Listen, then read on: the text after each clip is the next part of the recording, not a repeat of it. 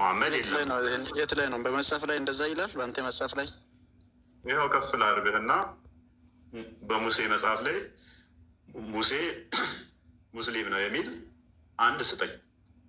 ከዛ ከሙሐመድ በፊት ነቢያቶች እኔ አንድ ጥያቄ ጠየቅኩ። ተረት ተረት እንዳልነግረኝ አስቀድሞ ሙሐመድ ከመምጣቱ በፊት የጎግል ኡስታዝን እንደውም ሼር አድርግለትና ጎግል ላይ እንደዚህ የሚል አለ፣ ሙስሊም የሚል አለ፣ በሂብሩ ብሎ የሚተርት አለ። እሱን አምጣው። በዛውም ነቢያቶች ሙስሊም ናቸው የሚል ሙሐመድ ከነገራችሁ ተረት ተረት ውጭ አንድ ተረት ተረት እስኪ ያምጣልኝ።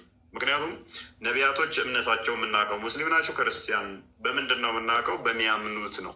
የሚያምኑት ምን ብለው ያምናሉ? ለምሳሌ ኢሳያስ ኢየሱስ መሲሁ እንደሚሰቀል ያምናል።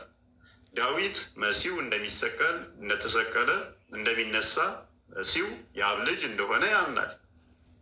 ይሄ ማለት የእኛ እምነት ነው።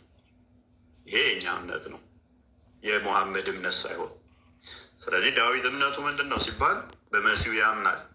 ክርስቲያን ማለት ምን ማለት ነው ሲባል ክርስቲያን ክርስቶስ ተከታይ በክርስቶስ ማመን ነው። በእኔም እመኑ ስላለ ክርስቶስ ማለት ነው። በሱ ማመን ክርስቲያን ያስብላል።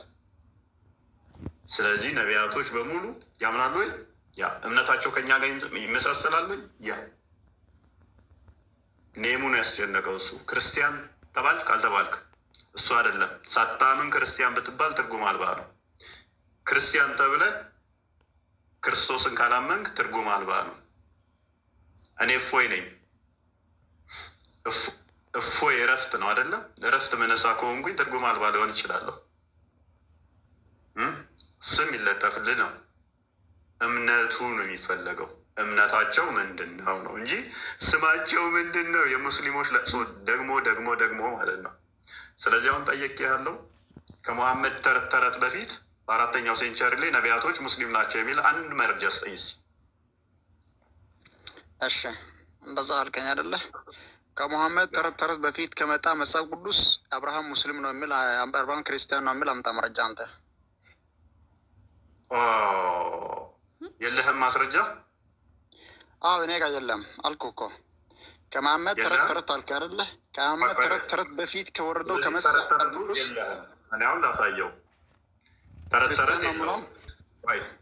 ቆይ አሁን ካሊድ ነቢያቶች ሁሉ እስልምናን እንደሚከተሉ አላህ የሚባልን አካል ሁለት ቀኝ እጅ ያለው ባቱን የሚገልጥ ሚስት ሳይኖረው ልጅ የሌለውን አካል እንደሚያምኑ ማስረጃ ስጠይቀው የለውም። ስለዚህ አንተ ስጠኝ አለኝ። ክርስቲያን ማለት ምንድን ነው እሱ ብያችኋለሁ። አይ ቲንክ ሐዋርያት ሥራ ምዕራፍ 11 ላይ ቁጥር 26 25 እንደዚህ አካባቢ ይመስለኛል። 11 26 ነው። አዳምጥ በቃ አሁን ኖ እዛ ትሄድ። ቆይ ወደ እንትና እንምጣ፣